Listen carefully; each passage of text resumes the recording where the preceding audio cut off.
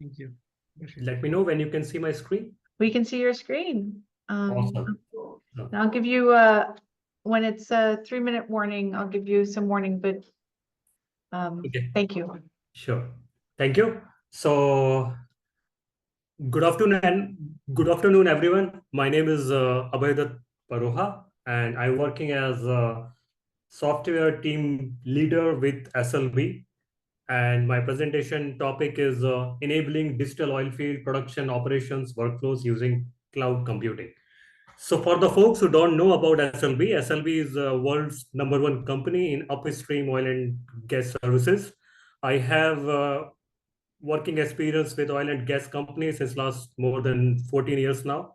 And I am working with software industry for more than 16 years.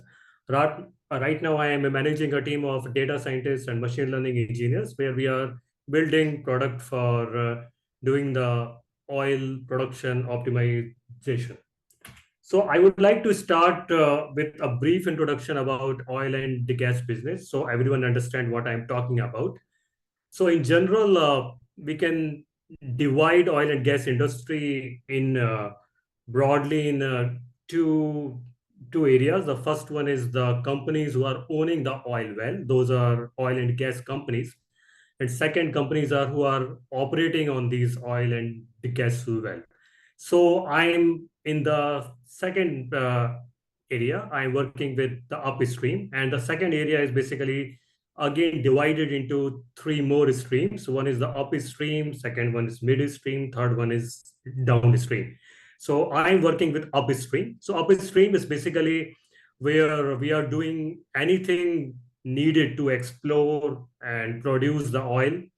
It it it uh, it accommodates everything like hardware or software, or if we are drilling the oil well, it could be in middle of sea, or it could be in middle of some desert. It could be anywhere. Okay, so key operations where upstream involved, those are exploration, drilling, well operation, and production.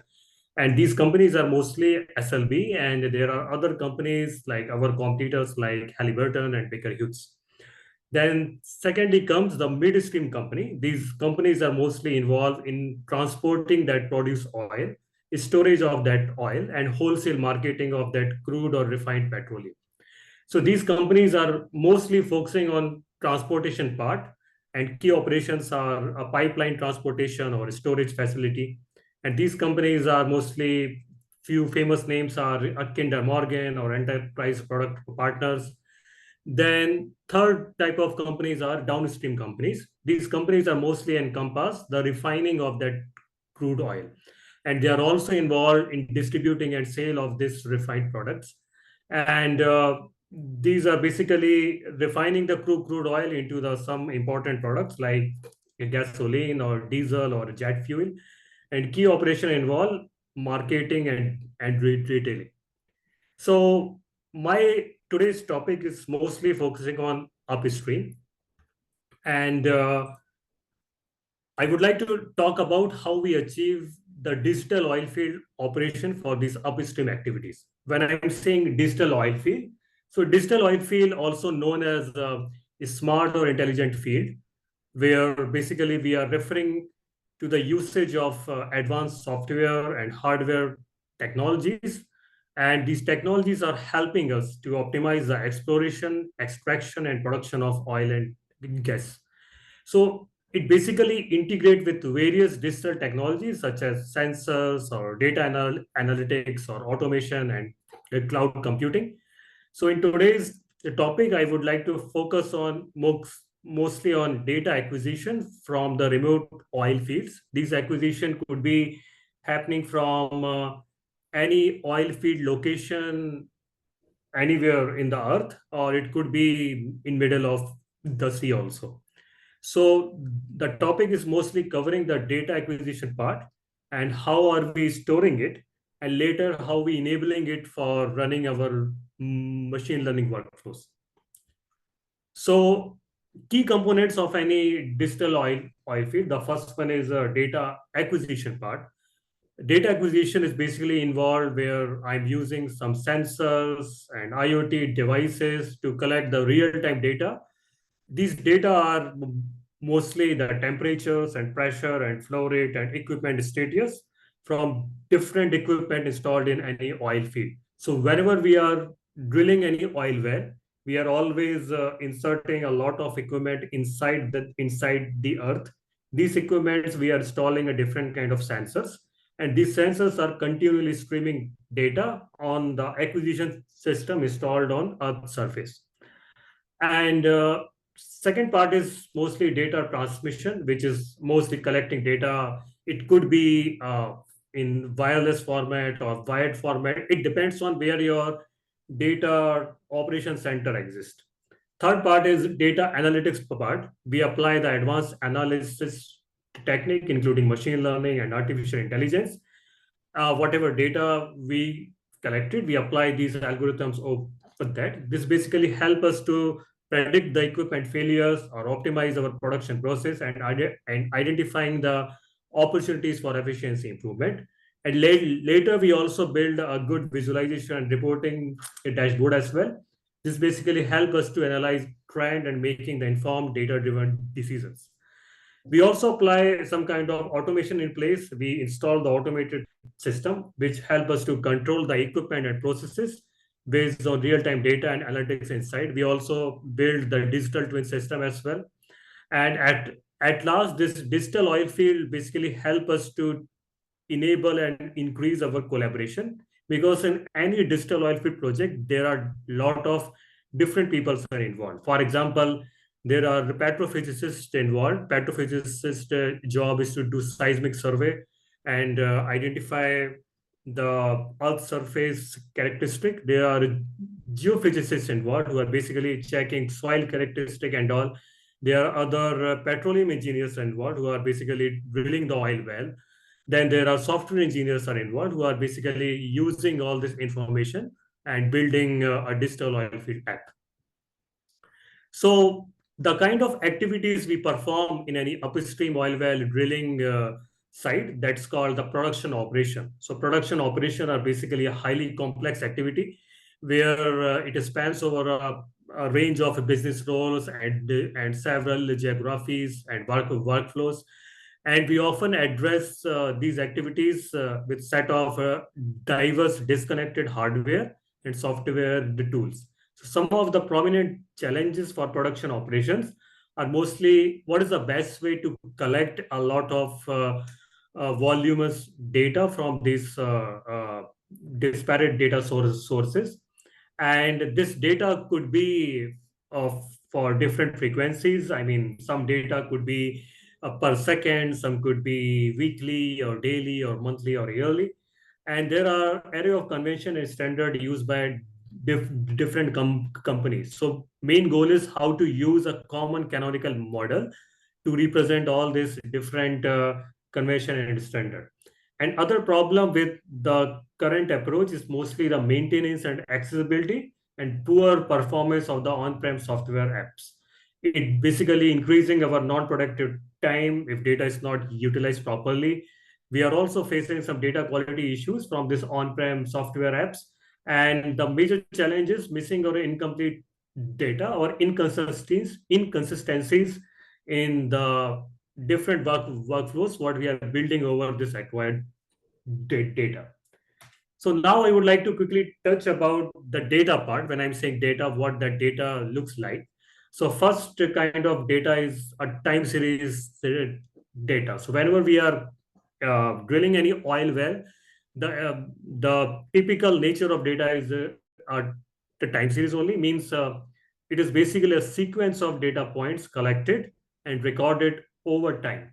And each data point in a time series is typically associated with some timestamp value and the value of the measurement what we are acquiring, and also the data quality aspect. I mean, if it is a good data point or bad data point. The key characteristic of this time series data, which is helpful for us, it maintains the temporal ordering. So does data points what we are acquiring, it is always following some chronological order. And it could be of type periodic or sporadic. Periodic means we are getting data point in the fixed frequencies, maybe one data point a day or one data point a month or one data point per second.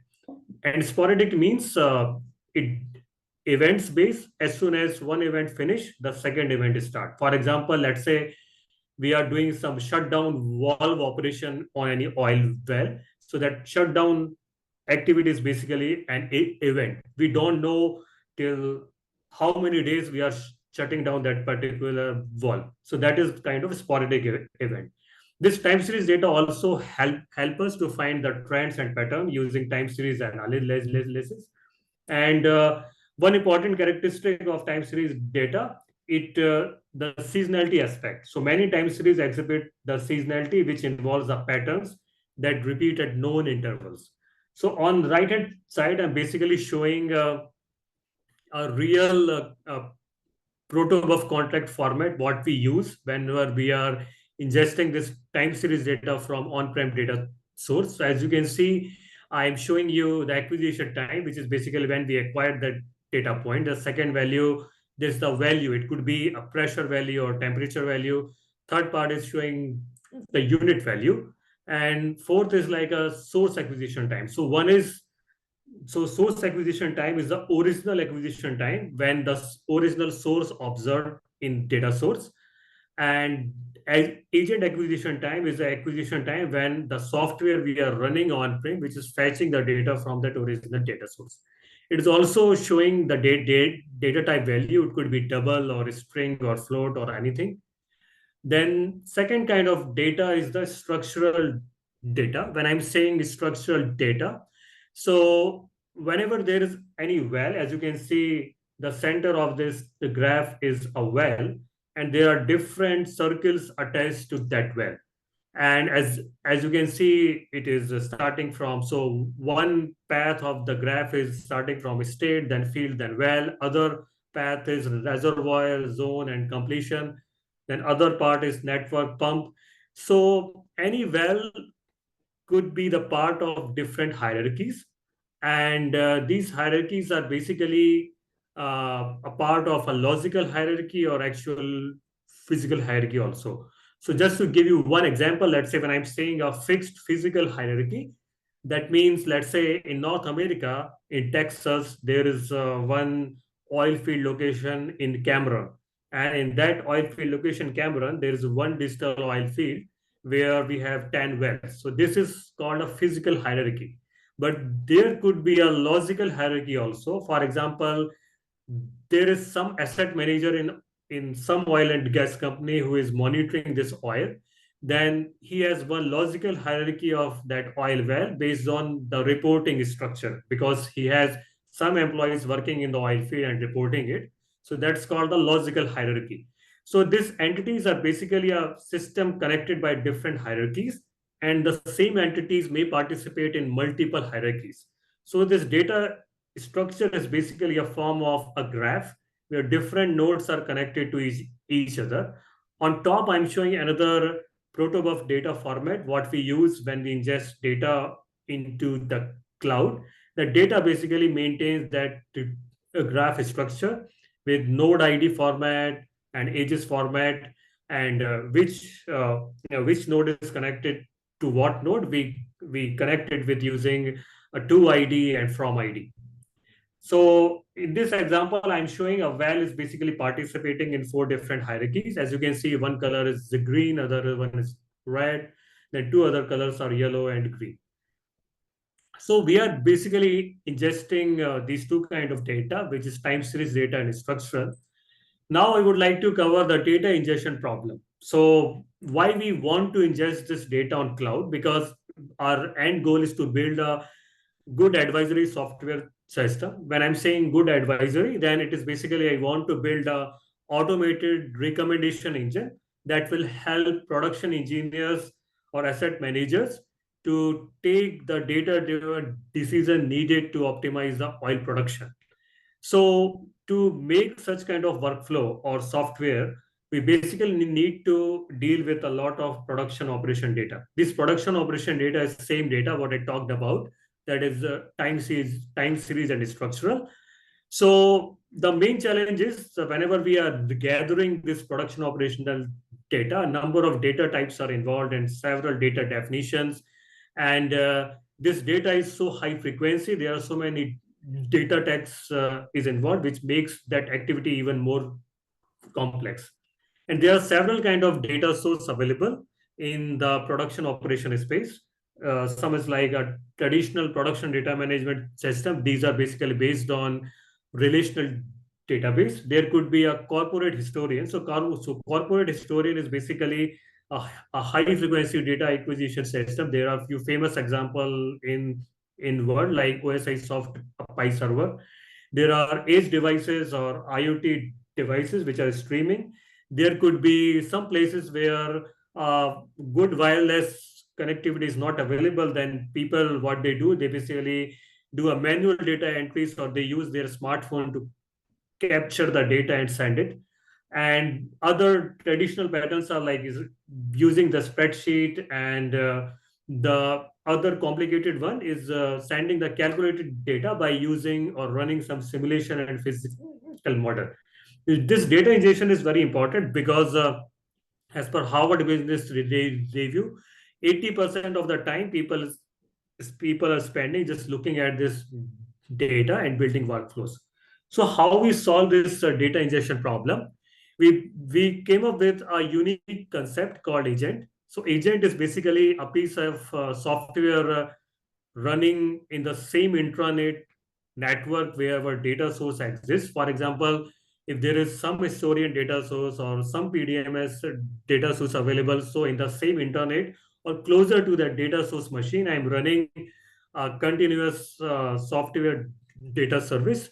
This could be a type of Windows service if there is a Windows operating system, or could be any long running process which are basically targeted to particular data store, and it is basically fetching the data from that on-prem data source, and in the batch operation it is ingesting it to cloud. We always assign some unique ID to these agents so we can easily identify it on cloud. And agents are exclusively use the cloud hosted messaging mechanism for communication. For example, whenever I am registering any agent, it will use some cloud messaging. If there is Google Cloud, it may use Cloud PubSub, or if it is there Azure, it can use Azure Message Bus. So it depends on typical cloud provider platform, the kind of messaging platform we use. Now I would like to cover the functions of the agent. So the functions of the agent are basically send, request, follow, notify, report, and provide. So send means I am fetching the time series and structural data over time, and I'm sending this data in the compressed protobuf format. I can send data incrementally whenever some new data point is streaming, and I can also send the historical data in batches, because whenever I'm drilling in any oil well, that oil well could have streaming data from last 80 years or 100 years also. This agent could also request for some configuration at the startup from cloud, and they also follow some security mechanism whenever they are transferring data to cloud. This security mechanism is authorized by some cloud service account. They also notify some other cloud service by using important events. That's like, okay, I'm started now, or my job finished. So these notification are useful for us so that we can monitor that on-prem agent. It also report about the health and other monitoring statistics. Okay, if I'm up or I'm running under memory. So these kind of health statistics also provided by the agent. And at last, it provides some scheduling mechanism as well. For example, if I want to schedule some job, I want to ingest last 8 years of data, but I want to run that job on daily basis so that I don't want to overburden my system with lot of memory. On the right hand side, I'm showing you the functions involved inside the agent. It basically doing obtaining the records from the source system. It is running a scheduler to run the job. It also maintain a tracker database internally so that even, let's say, some network connectivity loss, based on the tracker database, it maintains a timestamp. Okay, I already ingested till this timestamp. When agent will come up, it will start automatically ingesting from the future timestamp. It also send data in batch and publish format, and it also do the SI unit conversion before sending data to cloud. On next slide, I want to cover the agent life cycle. Whenever I want to fetch data from any on-prem data source, I want to control that activity from the cloud itself. So we built a set of microservices, for example, agent registration service. So whenever I want to register a new agent, I use this microservice to register the agent. This service will create a service account that is a cloud-based service account. This service account is the important part because that is used by the agent whenever communicating with any service on cloud. It makes sure that no one else can hack the agent and send some data without any authorization. And it also ensures that agent is basically listening to the events, a proper event which is authorized and coming from cloud. Then there is an agent installation part. Whenever someone is installing the agent on-prem machine, that person is basically using the service account JSON file generated from this agent registration step. After completing the installation, it encrypts that service account file using Windows Data Protection API, and it basically makes sure that okay, agent is registered against the correct key produced by the service account. Then there are two kind of action happening on the agent. One is from on-prem to cloud, and other one is from cloud to on-prem. So from on-prem to cloud, we are basically sending the same time series and structural data, and data is pushed using the PubSub mechanism from the agent. These are mostly using uh, the library provided by the cloud service provider. And whenever an agent sends a message to any other cloud service, it is basically using the same token which is produced by the service account used to register the agent. The other kind of event coming from cloud to on-prem, those are mostly if I want to trigger some specific job for historical data, or if I want to start or stop agent from cloud. So these kind of actions are also available. And there is one important aspect like what happens in the case of disaster. Let's say because our agent is continuously using cloud service to ingest uh, data, and what we want to do, our on-prem agent should be able to communicate with cloud-hosted ingestion service uninterruptedly. So what we use basically a global cloud resources for our service account and PubSub. These global resources are basically installed using multi-region format. So in the case of disaster, these resources are still available. And the main advantage of using the global resources are agent does not have to bother about a disaster case. It still keep pushing the data on same PubSub topic, even if the services are down and unable to consume these messages. They will be in the buffer storage for next 7 days. And as and when new recovery cluster comes, it will automatically start consuming these buffered messages. The only cons is like we need to pay some extra money because we are maintaining this PubSub message and service account in some global cloud project. Now I would like to cover the next part. So once data is already ingested, now the second problem is how to solve the problem so that we can represent a different nomenclature and standard using the common canonical data model. So in any production operation facility, there could be a different kind of entities. It could be a field, or it could be assets, surface and subsurface equipment. It could be wells, boreholes, and completion is basically an area under the earth which basically produce oil well. Okay, so what we are doing with this enormous amount of entities, we are basically classifying under three things that is called entities, properties, and relationships. So entities are basically any object which are representing anything that is a physical or virtual boundary, such as any well or compressor or any ESP pump. And properties are basically a collection of data points for a particular entity. For example, let's say we are producing any oil. So there are some oil rate which has different products or facets like a product or measurement and units associated with it. And we are using all these things in different workflows. Then last thing is like relationship, how these different entities are connected to each other. So for example, on right hand side, I'm showing you two hierarchies. One is the organization hierarchy in blue boxes. There is a well attached to station, field, and area, and it is producing a flow rate, pressure, and location. And the same well attached to some different station. That station has some different hierarchy where some tank and compressor installed, and these are basically streaming different properties like level, temperature, strapping, or compressor is also streaming data for pressure, temperature. So the main idea is we want to represent this complex hierarchy, what I already showed as a graph structure. We want to showcase this with using canonical data model. And there is another use case of canonical data model. Let's say we have different data sources in any oil field. Let's say one is the IoT source, other one is some database. And let's say source A is basically a high frequency source, which is streaming some electrical submersible pump frequency every minute. And let's call it ESP dot frequency dot hertz. Hertz is a unit of frequency. And source B is like some low frequency data coming from some ESP pump itself, but it is using some other term like ESP underscore frequency underscore hertz.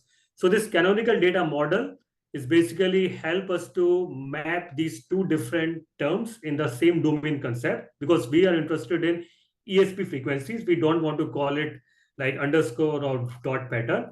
So a simple mapping of these two different source property to a common domain model property, ESP frequencies, solves the problem of unifying data from two different sources. So this canonical data model basically help us to solve this important problem. So now we ingested the data, we solved the problem of canonical data model. Now we want to solve the problem of storage. So we use in this system, we use a bitemporal storage. So when I'm saying bitemporal storage, so this is kind of data modeling technique where we manage and track two dimensions of time. One is the valid time, second one is transaction time. So valid time is basically a physical time of measurement when the event actually happened. So when I'm saying, okay, when that certain event like some pressure value recorded in the on-prem data source, that is called a valid time. The transaction time is when data point is stored in the storage. So we are assigning this transaction time once our data points already acquired on the cloud, and when the microservice running in cloud is basically storing this data point into cloud storage. So this bitemporal storage help us to solve different workflows in production operation. One is like running temporal queries where we want to see point in time data for historical analysis or auditing or regulatory compliance. It also helps us to do the time series analysis or time series forecasting, where we want to do the trend analysis by using long running immutable calculation. And it also helps us to retrieve and compare different versions of data over a period of time. For example, let's say I want to know the state of certain well back in 1900. Let's say that oil well producing oil for more than 100 years, and I want to compare the state with 2024. So this kind of bitemporal storage help us to compare between different versions of time. And we also maintain a complete history of data changes support. It basically help us to do all kind of this analysis. So on the right hand side, I'm showing the actual storage structure. So the top one is basically for a time series data. As you can see, in each column, I'm showing you some timestamp, that is VT stands for some version timestamp, that is a transaction time. And on row, we are showing another timestamp next to while underscore well. This time is basically a transaction time. And under that table, I'm showing you the structural data by temporal format. So as you can see, on 12th October, 1 p.m., our hierarchy was field 1, and field 1 is connected to battery 1, battery 2, and well. But let's say someone wants to add another well to the same hierarchy. Then on 13th of October, I'm changing that hierarchy. So I want to see that historical change.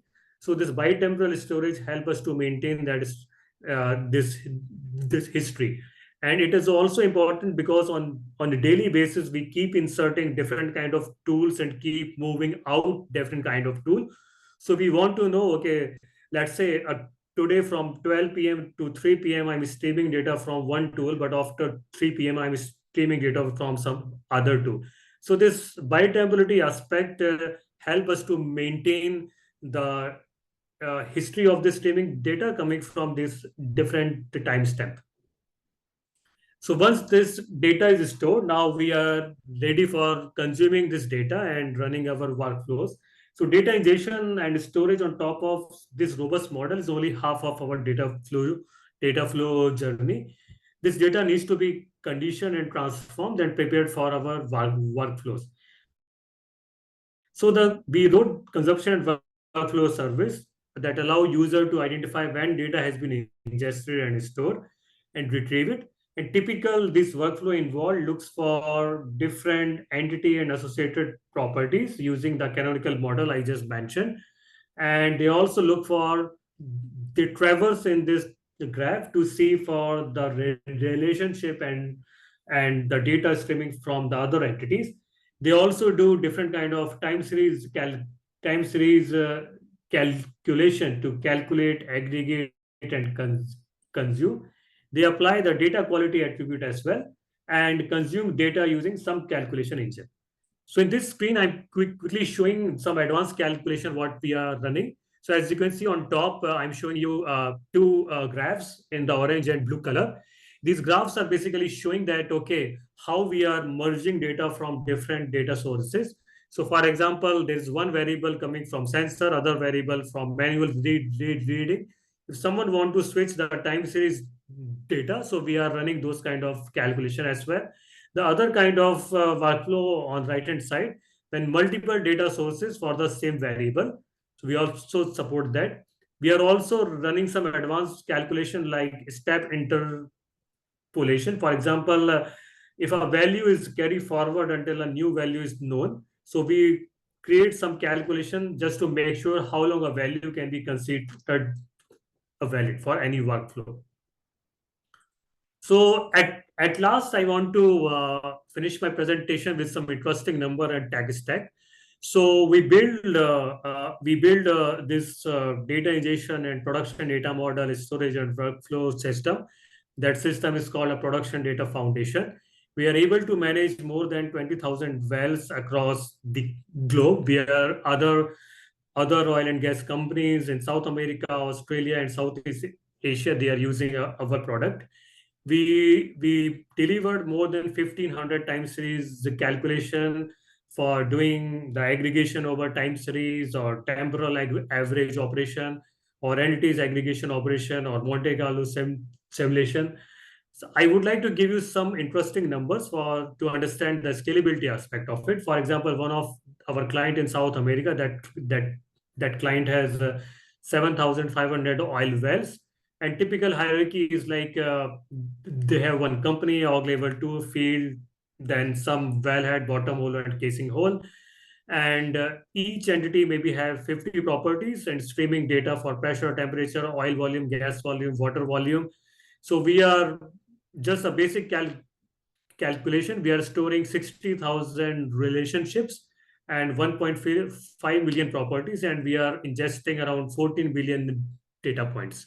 So it basically help our clients to achieve a 90%, 98% time saving to execute automated production forecasting for oil well. And they also able to achieve the 88% cost saving for execution for the well review program, which was not possible with the on-prem solution. They also see the total 80% reduction time in the data preparation because now everything is automated. So they are not spending much time on data prep. And they also see a 20% increase in develop time and proactive management because now they can do some predictive maintenance workflow using machine learning models. And overall, we see a 70% improved response to time in the field upset and 15% production enhancement. So this system is basically built using 40 plus microservices. These microservices are running in the Kubernetes container. These containers are running on cloud providers like Azure and Google Cloud. These microservices are running using functional programming language Scala, and other services are running is written in Golang. And some services like some cron job we are running in Python as well. The most important piece of technology we are using Akka. So Akka is a famous actor model. So we use Akka streaming technique and Akka actor technique to build our microservice ingestion pipeline and streaming pipeline. We are using two database for bitemporal storage. So Datomic is a famous database which supports a bitemporal aspect by default that is built by a Cognitect. And we are using Datomic to store the bitemporal graph structure for our entities. It is horizontally scalable, and it also provides some kind of caching or on client side as well. So it basically improved the query time. We are using our massive time series data, which could be terabytes of data. We are using Bigtable. And Bigtable, we created our own bitemporal storage. For slowly changing attribute data, we are using Postgres. And for caching, we are using Redis. So that's all I have. I'm open for any question. So for these product, I filed three patents, and these patents, I mean, one is granted and other two are pending. But yeah, it really helped us to achieve our end goal to optimize the production. Thank you.